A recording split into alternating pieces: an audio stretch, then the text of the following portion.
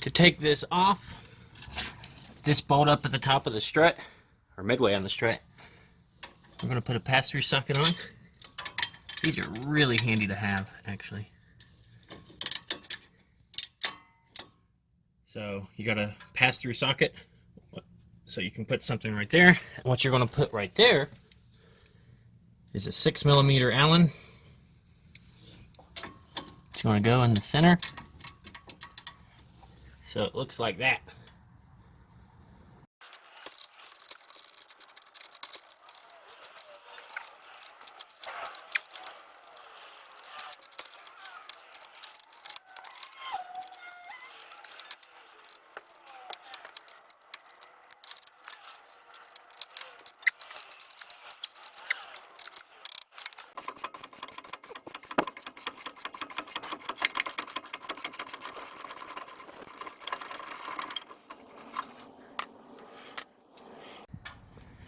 And when you strip this out with your Allen socket, I was too hard on it.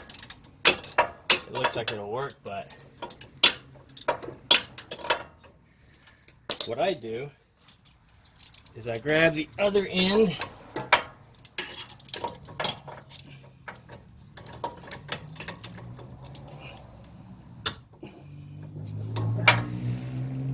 with a set of channel locks. That right there, it's attached, and it should come out.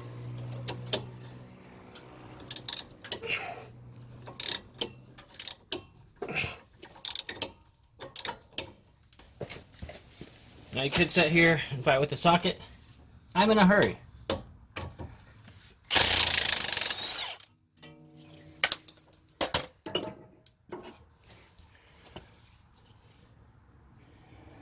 You can see what I did there with the channel locks.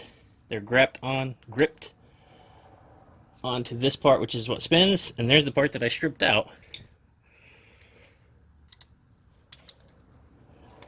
Oh yeah, she was stripped. With the old end link off, we're going to go ahead and install the new one.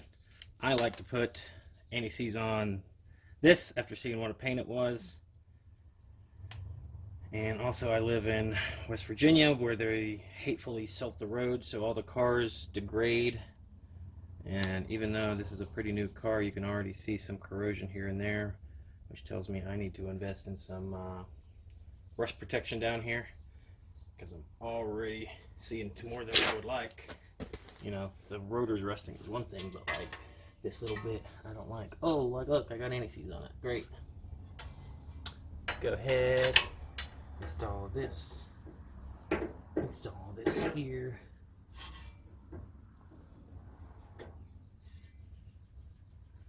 Now, as you spin this, it's going to push out.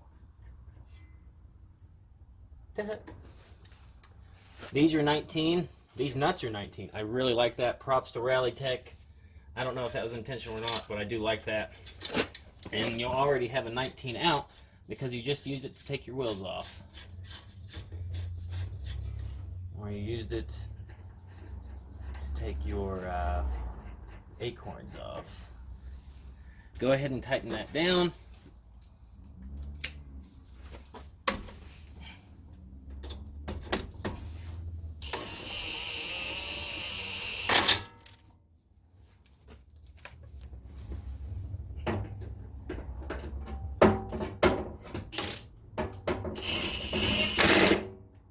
Go ahead, adjust them to your liking, and tighten these down. These nuts are also 19. Of course, you can't put an impact on that. Like I said, I like that. I think that's a great idea to have everything.